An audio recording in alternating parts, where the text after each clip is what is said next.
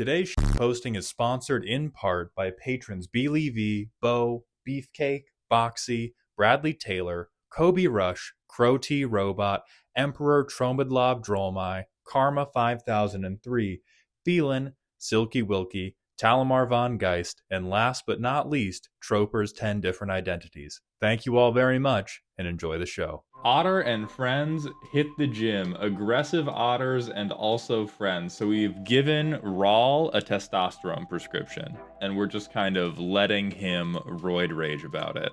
In one word, the deck is otter. Okay, we have crafty mages. I think lightning greaves makes sense. That's fine, that's fine. I like the Tims. He got the Tims, he's got the Gucci robe, it's fine. Hitting the gym. Alright, so these are the things that buff. God, this card is f***ed up. Tempest Angler, so desperately underwhelming in 60 card, and so f***ing awful in Commander. I don't like that. So this is the removal section. We do have, yeah, every blue player ever that's been hit with a f***ing Craterhoof Behemoth has Cyclonic Rift in the deck. I like this. This is, ooh, wow, this is actually heinous in your deck because you dump blockers and then cast something else for prowess because everything has, oh, but you're already getting, I guess if you have like a token deck you need to get through. I don't like that, but make it hurt. Lightning Bolt, brother. A $24 card to deal 2, potentially 5 to everything. But if you are looking specifically for not gonna hurt my stuff, and is that the end of the removal? That's it? Cool. All right, cool. God, I love abusing the stack. I love the fucking IHOP sextuple stack for my fucking lightning bolts, dude. The things in this $435 deck, the things you have spent money on, insane. God loves you that 4 lands showed up in the opening hand of this 32 land deck. You don't love this deck, but it loves you. One of your best friends is Young Peasy. This is going to help your prowess turns, and it's going to be a little bit more gradual. Another potentially good one is Metallurgic Summonings, but I'm not sold on that because I do think it's on the expensive side. Hey, listen, this is a very cool card. This is not the deck for this card. This is another, like, once we get your card draw into a good spot, this is going to be really good for giving you permanent board presence. Other things that are going to be good and are the sort of auto includes for is it run my own pockets is Frantic Search. I do think you want Is It Charm. You're most likely casting it in the draw to discard to. Hey, listen, 0 synergy, but very funny. Ooh, I think Great Train Heist could go crazy for you as well. I realize we're giving you more ad suggestions than we've given you cuts, so you're not going to add all of these, but you want at least a few of these things that is just like, do literally whatever as long as it lets me draw a card. The key piece that is going to make sure your deck stays responsible, playable, and effective is Dance with Calamity, the greatest Magic the Gathering card ever printed. I put this in every deck that has red, and I will put this in every one of your decks that have red. It is 8 mana. I understand that may give you some trepidation. It's going to be all right. It lets you play blackjack with your deck, but you're counted to 13 and not 21. So you exile from the top. You can stop whenever you want, or you can keep going until you hit 13 like a warrior. And whenever you stop, if you choose to stop, you get to cast all of them without paying the mana cost. If you go over 13, you bust and you don't get to do it. But for a prowess deck that has the correct curve, this is another Craterhoof for you. $5,000. So, I mean, this is like Thraxamundar wishes so badly to be a CEDH commander, and he is just not. Whatever a permanent an opponent controls. Oh, so steal it unless they pay 3 life. Is Thrax an assassin? Oh my god, that's funny. Lose the game, and then Roaming Throne to double the sacrifice triggers. Gotcha.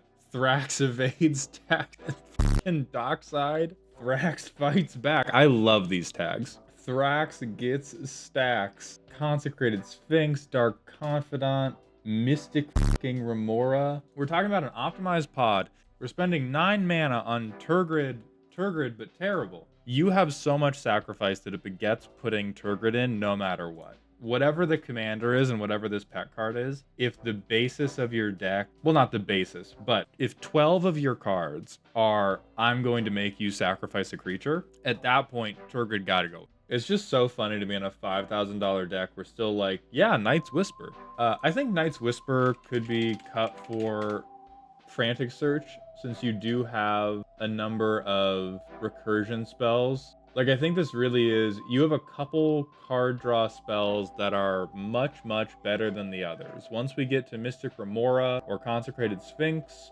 or one of our wheels or Rhystic Study, everything is totally fine at that point. I also, if it's in a high power playgroup, the reason I don't believe in Peer into the Abyss is because a Thraxamundar game plan that is winning via Thraxamundar, which is currently what is happening. If this deck beats you, it is beating you because Thraxamundar kicked you in the ribcage so hard that you exploded. And if that is the game plan, picking up half your deck does not allow you to win that turn or even the turn after. The thing is, Tim, I don't know if we can commit enough to, like, there's two directions we can go. We can either go stacks, or we can go, I'm gonna try to make Thraxamundar go as hard as possible. And right now this looks like I'm gonna make Thraxamundar go as hard as possible, because even though we have all these 12 things to trigger, to like board control and ostensibly trigger Thraxamundar, these are not very compelling control pieces unless your table is only playing with creatures, which at a high-powered table, that's really, really unlikely. Honestly, I think the thing that this deck is missing the most is tutors. And we're already living in the world where tutors are acceptable, because I'm staring a Grave Pact, Wheel of Fortune, Necropotence, Rhystic Study, Remora, Consecrated Sphinx, Bob the Dickhead deck square in the fucking eyeballs. And the main problem here that I don't think we can get around with any degree of buffoonery or persnicketyness is that Thraxamundar is bad. Having to pay 7 mana for a thing that does 6 damage is bad. The green players, they're laughing at you. Even the mono red players are laughing at you. And we really don't have a lot of room for ads, but I would consider trading out maybe Lizard Blades, because that's lower down. I would consider trading out more of these individual sack cards for Double Strike, because you need so many recursion loops to match the power of Thraxamundar hitting you with the left-right goodnight instead of just one swing. You're gonna have a much better time getting people dead with Thraxamundar by having him go to sleep. Turn check. Have you ever felt like your commander games take too long? I am here to be the clock. And yes, the hands on that clock are cocks. Starting off, I'm a huge fan of this. Too many decks just want to sit in a corner for hours and hours and then finish it with a big flashy game of my army men touch your army men. So I will always respect a motherfucker who is here to play the final bell.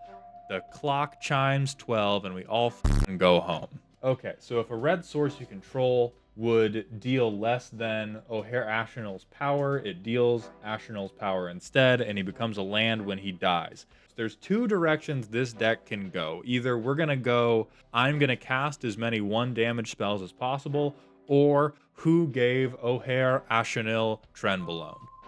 Only 2 places it goes. 0 instants, 27 enchantments. Huh? Dragon Man. Oh, okay, it's for the fire breathing. It's for the fire breathing, but because it was in card draw, I was like, how bad is our life that we are using Dragon Mantle to get 1 card? But it is for the pay red, make Ashnel bigger so that Ashnel's trigger hits harder. I will say this seems a bit too rich for mono red decks. Mono red does not do a good job at making mana. What mono red does a really good job at is check kiting. For those of you who don't know what that is, that's the chase money glitch where you write yourself a check the same day you open an account and you cash it for like 30 grand and then disappear into the night. That's what mono red does. This is the best pinger deck I have ever seen. You did. So many cards that say if you do anything, I'm gonna spit on you, and then if you don't do anything, I'm gonna spit on you. Beautiful, beautiful, beautiful. Red Shieldred. I mean, this is great. Everyone who plays Magic the Gathering has been a very, very bad boy, or a very, very bad girl, or a very, very bad creature, and we all deserve to be punished for it. And I think you have covered almost all the bases. The only things we haven't covered is like Planeswalker, but holy shit. But I do think that Dwarven Shrine we could replace for just some more draw. I do love the energy. But I do think cut Dwarven Shrine. Instead of Dwarven Shrine, you could really just take any other card draw spell. I think you would like Artist's Talent in this deck, and you would just never level it up.